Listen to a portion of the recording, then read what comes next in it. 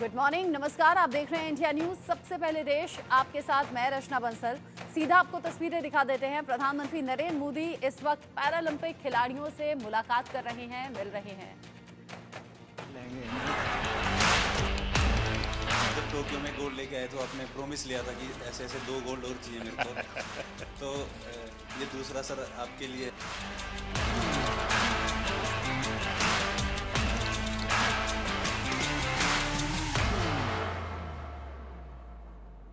आज मुझे आपको सुनना है, आप लोगों के क्या अनुभव रहे, वहाँ सबसे मिलते होंगे, कुछ न कुछ अच्छी बातें हुई होगी, वो मैं जरा सुनना चाहता हूँ। सर नमस्ते। हर हर महादेव सर। हर हर महादेव। सर मैं ब्लाइंड जूडो से कपिल परमार 60 केजी खेलता हूँ सर। और मेरा एक्सपीरियंस ये रहा कि मैंने बहुत ज़्यादा कंपटीशन खेल लिए थे 2021 से लेके, तो मैं 16 कंपटीशन खेले सर, जिसमें मेरे 14 में मेडल थे, जिसमें 8 में मेरे गोल्ड थे, ब्राउन सिल्वर। एशियन गेम में भी मेरा सिल्वर था, वर्ल्ड गेम में ब्रॉन्ज था और वर्ल्ड चैंपियनशिप ब्रॉन्ज था। तो सर मेरा डर निकल गया था, ओलंपिक का इतना प्रेशर नहीं था क्योंकि मैंने कंपटीशन बहुत ज़्यादा खेल लिए थे सर। तो सर मेरा एक्सपीरियंस ये है कि थोड़ा सा प्रेशर था। तो हमारे देवेंद्र भाई साहब, झांझड़िया जी भाई साहब ने मेरे से एक बात बोली थी कि अपने को अपना बेस्ट देना है। बोला था कि जो आप प्रैक्टिस में करते हो वही आपको करना है। और सर मेरे कोच हैं, उनका भी, मेरे मनोहर अंजार जी, उनका बहुत आशीर्वाद दिया, क्योंकि हम लोगों को संभालना मुश्किल ही नहीं नामुमकिन है। क्योंकि सर हम हर कहीं टकरा जाते हैं और कोई हमसे आके टकरा जाता है। तो मैं उनसे पूछता हूँ कि आप ब्लाइंड हो कि मैं ब्लाइंड हूँ। सर बहुत बार ऐसा होता है, तो बस सर के हाथ पकड़ के चलते, हाथ पकड़ के आते हैं, वो थोड़ा बहुत जो दिखता है उसमें अपना काम कर लेते हैं सर। और सर आपका बहुत आशीर्वाद रहा। अच्छा कपिल, उस दिन तुमने मुझे बताया कि स्टेडियम में से कपिल कपिल कपिल इतनी आवाज आ रही थी। जी सर। तो मैं मेरे कोच की सूचनाएं सुन नहीं पा रहा था। वो मैं एक्चुअली एक्सपीरियंस करना चाहता हूँ, कैसे आपके कोच कहाँ है सर? हाँ जरा बताइए क्या मुश्किल होता है। सबसे अहम बात है ब्लाइंड जूडो में कि जो इंस्ट्रक्शन हम लोग बाहर से देते हैं, जो इनको सिखाया जाता है, उसमें हम लोग एक कोडिंग करते हैं कि जब हम जाएंगे तो ये बोलेंगे तो तुम्हें ये करना है, क्योंकि वहाँ दिखता तो है नहीं कुछ। हाँ। तो उस दिन हमारे 2 मैट एरिया थे। एक मैट पे हमारी बाउट चल रही थी फाइट, और दूसरे पे जो है वो फ्रांस की फाइट चल रही थी। और फ्रांस की फाइट में इतना शोर हो रहा था, करीब 15 से 18 हज़ार दर्शक वहाँ थे। तो जिसकी वजह से जब ये सेमीफाइनल खेलने गए तो जो मैं बोल रहा था वो ये नहीं समझ पा रहे थे। और डेफिनेटली क्योंकि सेमीफाइनल का एक प्रेशर था, और जो खिलाड़ी था ईरान का, उससे पहले ये फाइनल में एशियाई खेलों में हारे थे, तो यकीनन उसका भी प्रेशर होगा। तो इस वजह से ये उस दिन हमें भारत के लिए गोल्ड मेडल नहीं ला पाया। तो सामने का जो कोच होगा वो भी अपने प्लेयर को इसी प्रकार से सूचना करता होगा? जी जी, वो भी। अब ये डिपेंड करता है कोच टू कोच कि वो, जैसे हमारा इनका टाइप, जो भी हमारे कोचेज और जो खिलाड़ी उनके साथ ये है कि हम लोग ये देखते हैं कि कौन किस तरीके से सिखाता है, तो हम डिफरेंट उसकी जो है सोच में मतलब कोच को भी औरों से अपने आप को अलग सीक्रेट रखना पड़ता है। बिल्कुल बिल्कुल। अच्छा। क्योंकि वही चीज़ हम कहेंगे वो कहेगा तो फिर नहीं समझ पाएगा। अच्छा, आपको अगर इसको कहना है कपिल को जी कि कपिल बाएं ओर से ठोको, तो क्या बोलेंगे? हमारा कहना ये होता है सर। ऐसा ही होता है ना सर? हाँ बोलते कि हम मार दे, तो मैं सर अटैक तो करता हूँ, कभी खाली चला जाता तो वापस खड़ा हो लेकिन जाता। टेक्निक का नाम बताते हैं। जो पोजीशन आगे पीछे पाँव की दिखती है, तो वो टेक्निक का नाम जो इनको सिखाया होता है वो बताते हैं, तो फिर ये वो अप्लाई करते हैं। क्योंकि कहाँ पर ऑफ बैलेंसिंग हो रही है, आगे हो रही है, पीछे हो रही है, तो वो टेक्निक बताते हैं। तो आप सामने वाले की पोजीशन भी बताते होंगे? जी जी जी बिल्कुल। उसके जो मूवमेंट होते हैं, जैसे उसने आगे किया, वेट उसका आगे जा रहा है, तो हम आगे वाली टेक्निक उसको मार सकते हैं। ऐसे ही अगर उसने पीछे वेट किया या पीछे मूव कर रहा है, तो पीछे वाली टेक्निक बताते हैं, और जिससे कि हम उसके पॉइंट लेते हैं। आप जब वहाँ बैठे होते हैं तो आपके भी हाथ पैर हिलते होंगे? बहुत ज़्यादा। अब बस नहीं चलता कि हम लोग भी मैट पे चले जाएं तो कोच। सर ऐसा हो रहा था कि सेमीफाइनल में जो रेफरी था जो मेरे हाथ पकड़ के ले जा रहा था उनके हाथ खुद धूज रहे थे क्योंकि बड़े मैच में उनको भी डिसीजन गलत दे दिया, जैसे तो थर्ड एम्पायर रहता है पूरा, उसके बाद ही बताया जाता है, पर मेरा डिसीजन बहुत जल्दी दे दिया था रोल करके। वो मेरी भी गलती रही कुछ, सेमीफाइनल में मैं दब गया, पर नेक्स्ट टाइम मैं सर आपसे वादा करता हूँ नहीं, आप बहुत 2028 में। अच्छा कर रहे हो, बहुत अच्छा कर रहे हो, बहुत बधाई हो। Thank you sir, thank you so much. जय हिंद सर, मैं एक सोल्जर हूँ और मेरी वाइफ है सिमरन शर्मा और एक मेरे पास प्रीति है। मैं एथलेटिक का एक कोच हूँ, पैरा एथलेटिक का। तो मेरे दो एथलीट है, दोनों 100 और 200 मीटर करते हैं और फर्स्ट टाइम जो एथलेटिक में ट्रैक में मेडल आया है सर, मेरे ही एथलीट लेकर आए हैं अभी और 3 मेडल आए हैं। हमारा काफ़ी वहाँ पे सीखने को मिला सर, जैसे कि वहाँ पे हमारा 100 मीटर में एक इवेंट में मतलब 2 मेडल आ गए, तो 2 मेडल एक ही रूम में 2 एथलीट हैं 100 मीटर के दोनों पहली बार खेलने जा रहे हैं, देश के लिए पहली बार मेडल जीतने के लिए जा रहे हैं ट्रैक में। तो जब 2 मेडल एक रूम में रखे हों और दूसरे खिलाड़ी का भी इवेंट भी नहीं हुआ हो, तो उस प्रेशर को मैं as a coach, as a husband मैं कैसा फील कर रहा हूँ, मैं उसको समझ रहा हूँ। दूसरे एथलीट जो है उसका गेम भी नहीं हुआ और उसमें 2 मेडल रखे हैं, हाई प्रेशर है वो कि भाई मेरा तो मेडल भी नहीं आया, उसके 2 मेडल आ चुके हैं। तो उसको उससे बाहर निकालने के लिए बार बार उसको मुझे एंगेज करना पड़ रहा था, बहुत बिजी रखना पड़ रहा था पूरे दिन। तो वहाँ से बहुत कुछ सीखने को मिला। हम 100 मीटर में हार गए सर। अच्छा, वहां तो तुमने दिन निकाल दिए, अब घर में क्या होगा तेरा?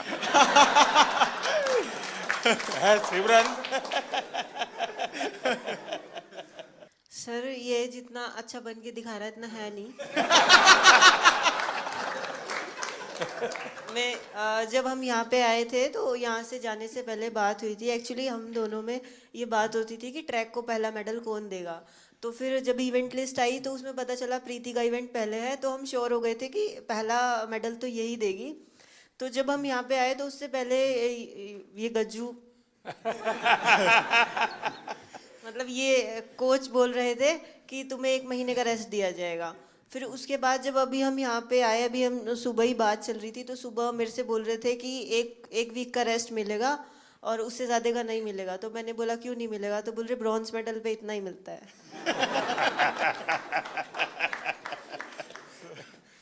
अब तुझे खाना नहीं मिलेगा।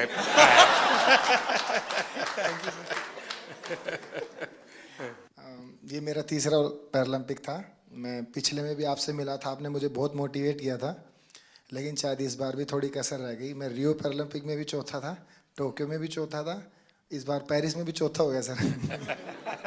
तो ये 4 नंबर मेरे से कुछ ज़्यादा ही प्रेम में है, तो मैं इसी 4 नंबर को शायद मोटिवेशन में लेता हूँ। तो सोचता हूँ कि अगला मेरा चौथा पैरालंपिक होगा।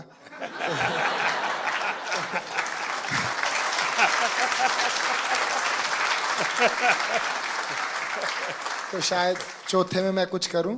और जैसे कि सर मैं अपने आप को फेलियर तो नहीं कहूँगा, जैसे कि मैं पैरा की हिस्ट्री में, ना कि इंडिया की में, all over the world para की हिस्ट्री में मैं अकेला ही ऐसा एथलीट हूँ जो इतने बड़े इवेंट में इतनी बार ऐसे रहा है। तो फिर मैं कहीं ना कहीं सोचता हूँ कि ओलंपिक में ऐसी कई हिस्ट्री हैं, जैसे कि एक डिस्कस थ्रोअर भी हैं फ्रांस की जिनका 5वें ओलंपिक में सिल्वर मेडल आया, एक ट्रिपल जंपर भी हैं शायद यूएसए के हैं, कहाँ के हैं, उनका 5वें ओलंपिक में मेडल आया। तो शायद मैं फिर अपने आप को ये भी मोटिवेशन देता हूँ कि तू पहला एथलीट पैरा वर्ल्ड में बनेगा जो सबको मोटिवेशन देगा कि भाई जब उसने चौथे में जीता था तो तुम लोग पहले में क्यों हार मान रहे हो। यहाँ कुछ एथलीट्स ऐसे हैं जैसे कि ये गुड़िया है, ये 4th हैं, काफ़ी लोग 4th हैं, तो ये निराश हो रहे हैं। तो मैं इसमें भी थोड़ा ठीक फील कर रहा हूँ कि इनके कोचेस ऐसे कह रहे हैं उसको देख लो। मतलब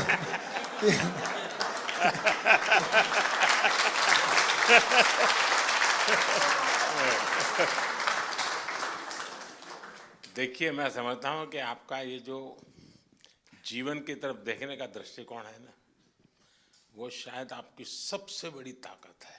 आप तो एक नया लॉजिक निकालो कि मैंने दुनिया को इतना दिया है कि मेरे रहते हुए अब तक 9 लोगों को आगे किया है मैंने, चौथे पर रह करके। सर कोई बात नहीं, मतलब अभी समय नहीं है, बट इस बार जो रहा है वो शिष्यों का समय रहा है। हम 3 एथलीट हैं ऐसे जो अपने शिष्यों को सपोर्ट कर रहे हैं। तो देवेंद्र भाई साहब हैं, इनके शिष्य का गोल्ड आया है, और एक और है सोमन राणा है, उनके शिष्य का ब्रॉन्ज आया है। और मैं नवदीप का कोच नहीं हूँ, बट मैं नवदीप का गुरु हूँ। इसको मतलब जेवलिन स्टार्ट से लेके आज तक की जर्नी ऐसे बड़े भाई गुरु के तौर पे रहा है। तो इस बार मैंने नवदीप को दे दिया कि इस बार तू ले जा, लेकिन अगली बार सर जरूर पूरा प्रॉमिस करता हूँ मेरा रहेगा। और सर बीते 3 ओलंपिक जितने भी पैरालंपिक मैंने देखे हैं उसमें मैंने ये फील किया है कि जैसे कि सभी लोग बात करते हैं ये कंट्री इतनी बड़ी है तो एक्सपेक्टेशंस पहले लेके जाते हैं, बहुत तगड़े गेम्स होंगे, बहुत तगड़े गेम्स होंगे। लेकिन सर मुझे ऐसा बिलीव है अगर इंडिया 2036 का ओलंपिक पैरालंपिक करवाती है तो मुझे नहीं लगता धरती का उससे तगड़ा इवेंट कहीं पे हुआ होगा। तो सर हम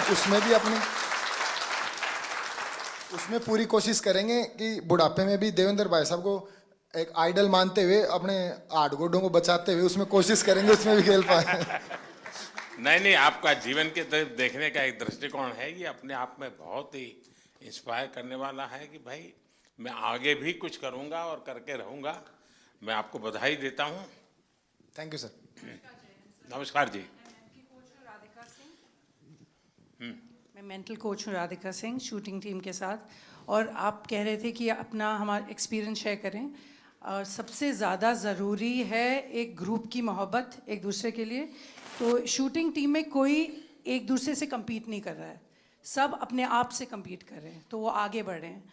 और जितनी भी उनकी क्षमता है, जितनी भी उनकी तैयारी है, उसके आगे वो अपनी वीकनेस नहीं देते, स्ट्रेंथ नहीं देख रहे, वो अपनी स्पोर्ट के लिए मोहब्बत देख रहे हैं। तो ये बहुत बड़ी बात है कि हमारी टीम बहुत जुड़ी हुई रही। और ऑल्दो मैं एक ही इवेंट के लिए 2 बच्चों को तैयार कर रही थी, कोई कंपेटिटिवनेस नहीं था उनमें। तो ये बहुत बड़ी ताकत है कि हम आपस में मोहब्बत से आगे बढ़ें, और वो मोहब्बत स्पोर्ट में दिखती है। सर नहीं, आप ये मेंटल हेल्थ को करती हैं तो उसमें क्या क्या करती हैं? सर जो सबकॉन्शियस माइंड है, 90% जो दिमाग होता है, उसमें कोई कमज़ोरियां हैं तो उनको चेंज करना, और जो आपकी स्ट्रेंथ है उनको आगे लाना, अपनी पर्सनालिटी से जोड़ना और अपने आप को आगे लेके जाना। नहीं, कोई इन लोगों का योगा का संबंध, कोई मेडिटेशन का संबंध, सर ऐसे कोई स्पेसिफिक ट्रेनिंग वगैरह आप लोगों ने योगा भी हैं, हमारे टीम में एक योगा भी कराते थे। तो रोज़ सुबह मेडिटेशन होती थी, रोज़ शाम को जो भी सीखते थे बच्चे वो रोज़ दोहराते थे, मतलब रोज़ मेंटल ट्रेनिंग करते थे अपनी। तो वो टाइम उनका रेंज पे प्रैक्टिस, उनका योगा से प्रैक्टिस, मतलब टीम में बहुत ऑर्डर रहा सर। तो दुनिया के बहुत देशों के स्टूडेंट्स खिलाड़ी होंगे जो योगा मेडिटेशन नहीं जानते होंगे जी। तो हमारे लोगों का क्वालिटी में क्या फ़र्क पड़ता है? जी बहुत फ़र्क पड़ता है, बिकॉज आप अपने अंदर के दिमाग को जब कंट्रोल ले आओ तो आप अपनी गेम को बहुत आगे लेके जा सकते हो। तो ये आपने भी बहुत बहुत अच्छा किया है कि योगा हमारे कंट्री में बहुत बढ़ाई है। और आई थिंक स्कूल्स में सर इसको आप सब्जेक्ट बनाएं, बिकॉज इसमें जो साइंस में जो शक्ति है वो किसी और चीज़ में नहीं। बधाई हो। Thank you sir. और कोई? हाँ, पहले तो बहुत बड़ी खुशी की बात कि कपिल ने ना ही पैरा जूडो में जबकि एबल जूडो में भी पहला भारत को मेडल दिया है। अब तक एबल या पैरा जूडो में कोई मेडल नहीं था। और कपिल के नाम एक और हिस्ट्री है कि visually impaired in any game का पहला मेडल भी कपिल ने इंडिया को दिया है। सो हम सब लोग को उसकी बधाई। हमारे जो जूडो के टॉप शॉट्स हैं वर्ल्ड के, उन सब लोगों ने पर्सनली पोडियम से उतर के आके हम लोग को कंग्रेचुलेट किया, बोले we didn't expect such a quick uprise in para judo, so hats off to you guys. And sir वो हम लोग अकेले नहीं कर सकते थे, साई OGQ ये फिनोमिनल सपोर्ट हम लोग को मिला है, and of course the government of India, I mean needless to say. तो sir thank you so much. And जितने और कोचेस हैं UK USA, जो हम लोग के अच्छे फ्रेंड्स हैं कोरिया, वो सब लोग आए, बोले we knew you were going up ahead but we didn't realise it's gonna be so soon. So we felt very proud and thank you to the entire team that is backing us up. Thank you so much sir. बहुत बहुत बधाई। मैं संदीप चौधरी जी के लिए एक बात कहूँगा। गिरते हैं शायद सवार ही मैदान जंग में, तिफल क्या जो घुटनों के बल चलते हैं। तो ये आपने सबको ये बताया जो घुड़सवार होता है वही गिर सकता है, बच्चे कभी नहीं गिरते। तो मेरा आपके लिए बहुत बड़ी और सर मैं हरविंदर के लिए बताऊंगा। शीतल हरविंदर, मैं आर्चरी से हूँ। तो जैसे मैडम ने बताया कि जूडो में हरविंदर का पहला आर्चरी एबल और पैरालंपिक में फर्स्ट मेडलिस्ट है, टोक्यो में ब्रॉन्ज, और अभी हिस्ट्री में फर्स्ट इसका मेडल है जो एबल के बराबर शूट करके है, 28, 28, 29। लास्ट एरो आपने देखा होगा सर, बिल्कुल क्लोज टू था। अगर वो 10 लगता तो हम किम वूजिन और अपना ब्रैडी एलिसन के बराबर शूट कर देते। नमस्ते सर, मेरा नाम अमीशा है और मैं उत्तराखंड से हूँ। ये मेरा पहला पैरालंपिक था और मैं बहुत ग्रेटफुल हूँ कि मुझे 2 साल में मैंने अपना गेम स्टार्ट किया है, 2 साल ही हुए हैं और 2 साल में मैंने लाइफ में इतना बड़ा एक्सपीरियंस लिया, मुझे बहुत ज़्यादा कुछ सीखने को मिला। And thank you to my coach जिन्होंने मुझे कॉन्फिडेंस दिया कि मैं कर सकती हूँ, क्योंकि मैं बहुत डरी हुई थी। तो आपने कहा था कि वहाँ लोगों को ऑब्जर्व करना, उनसे लोग सीखना। डरते होंगे। हाँ, पहले आप डर रही थी, अब लोग डरते होंगे। तो आपने कहा था कि लोगों को ऑब्जर्व वगैरह करना है, तो मैंने वो भी बहुत किया और बहुत कुछ सीखने को मिला है। परिवार में से क्या रिस्पांस है? अब परिवार के, तुम्हारे फैमिली के लोग क्या कहते हैं? अब तो फैमिली बहुत खुश है और वो पहले से ही सपोर्ट करती थी, लेकिन अब और ज़्यादा सपोर्ट। और ज़्यादा दे रहे हैं। नमस्ते सर, मेरा नाम सुमित अंतिल है और मैं back to back second gold medal है सर मेरा।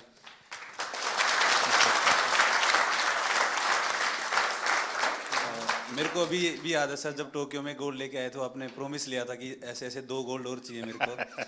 तो ये दूसरा सर आपके लिए है, क्योंकि उसके बाद में जैसे जब पैरालंपिक से पहले हम काफ़ी नर्वस थे, क्योंकि मैं आर्टिकल्स पढ़ रहा था कि हर तरफ मोस्ट फेवरेट एथलीट जो गोल्ड मेडल को डिफेंड करेगा, तो कुछ नाम आ रहे थे सर, उसमें मेरा भी नाम था। पर जब 20 अगस्त को आपसे बात हुई तो वही पल याद आ गया सर, टोक्यो वाले, कि अब की बार फिर से अच्छा करना है। और हमारे साथ में मेरी पूरी टीम है सर, मेरे फिजियो, मेरे कोच, जो आप, हम सभी की तरफ से सर आपका बहुत बहुत धन्यवाद। क्योंकि हमें ये लगता है सर कि मेडल लेके आएंगे तो आपसे मिलेंगे, आपसे पर्सनली बात करेंगे, तो बहुत बहुत धन्यवाद सर आपका। भाइयों, जैसे हम सारे लोग मोस्टली स्पॉन्सर्ड एथलीट हैं गवर्नमेंट से, डिफरेंट ऑर्गेनाइजेशन से, तो वहाँ से कभी ना कभी ऐसे प्रेशर आता रहता है कि आपको परफॉर्म करना है, ये सारी चीज़ें। जब आप बोलते हो कि आप जाओ बस खेलो, हाँ जीत हार तो लगी रहती है, फिर नीचे वाले ये सब ऐसे लगते हैं अरे देख लेंगे इन्हें क्या जाता है। और जब अपने देश का प्रधानमंत्री हमें मोटिवेट कर रहा है तो ये बहुत छोटी चीज़ लगने लगती है। और लास्ट टाइम सर मैं आपसे बात की थी, मैं टोक्यो उतना अच्छा नहीं रहा था मेरा, उसमें मेरा 8वां रैंक रही थी। फिर मैंने आपसे एक क्वेश्चन पूछा था कि आप जब विदेशी जगह पे जाते हैं आपका एक्सपीरियंस कैसा रहता है, आप नर्वस फील करते हैं, क्या करते हैं?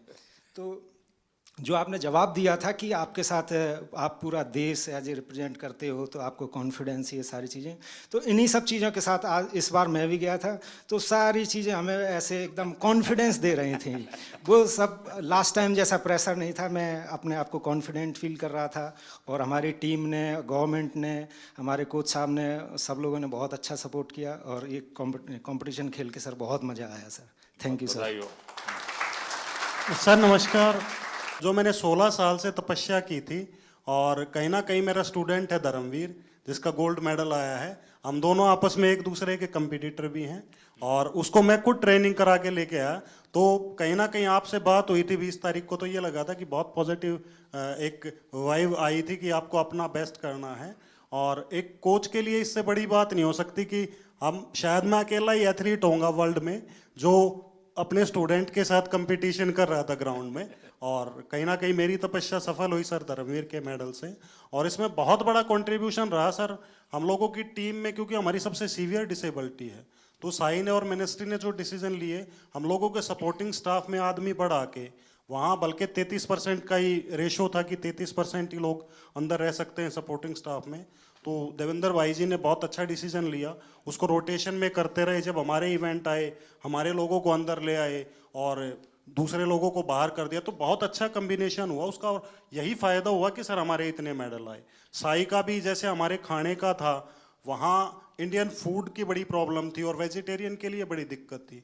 तो साई ने जो अंदर विलेज के अंदर ही जो खाने का अरेंज किया, वो इतनी अच्छी हेल्दी डाइट थी कि किसी को भी प्रॉब्लम नहीं आई सर। तो बहुत बहुत धन्यवाद सर पूरी टीम का और हम लोगों को इतना मोटिवेशन करने के लिए। Thank you so much. Asian games में मैं पार्टिसिपेंट रह गई थी, मेडल नहीं जीत पाई थी। तो जब आप सबसे मिल रहे थे, मेडलिस्ट से आगे मिल लिए थे, तो आप आए और लाइन से सब जगह पे दोनों तरफ आमने सामने लाइन लगी हुई थी, तो कुछ लोगों से यहाँ मिलके आप उस तरफ मुड़ गए थे। तो बहुत नज़दीक से मैंने आपको देखा, लेकिन मिल नहीं पाई, बात नहीं हो पाई। तो वो अंदर एक टीस थी कि अब दोबारा तो मिलना ही है। और उसके लिए मैंने एशियन गेम्स के बाद जान लगा दी थी कि चाहे कुछ भी हो जाए उनसे पर्सनली मिलना ही है। तो उससे शायद मुझे इंस्पिरेशन मिली और मैं कर पाई। मेरे बच्चों को मैंने 6 महीने हो गए, मैं मिली नहीं, घर ही नहीं गई। तो मेरा बेटा छोटा है, तो उसे जब भी घुमाने लेके जाती थी मोबाइल में GPS लगा के, तो उसे पता है मोबाइल में रास्ता ढूंढ लेते हैं। तो वो ऐसे बोलने लग गया मुझे कि मम्मा आप रास्ता ही भूल गए घर का, आप GPS में फ़ोन में लगा के घर तो आ जाओ कम से कम। तो sir thank you so much, आप लोगों का सबका बहुत सपोर्ट रहा है, आशीर्वाद रहा है, जिसकी वजह से हम लोग कर सकें। पूरी टीम का सपोर्ट रहा है, हमारे कोचेस का। तो thank you so much sir. बहुत बधाई। सर मैं शरद कुमार हूँ, मेरा ये 2nd मेडल रहा है, मैं 3rd टाइम पैरालंपिक्स गया। शरद और संदीप दोनों को भाषण करने के लिए बोलूँ तो कौन सबसे ज्यादा अच्छा करेगा? सर ये सर संदीप बहुत अच्छा बोलता है और शायद इसलिए थोड़ा सा पोत रह गया। सर बट मैं एज एन एथलीट ये कहना चाहता हूँ कि जब से पैरा मूवमेंट स्टार्ट हुआ है, मैं तब से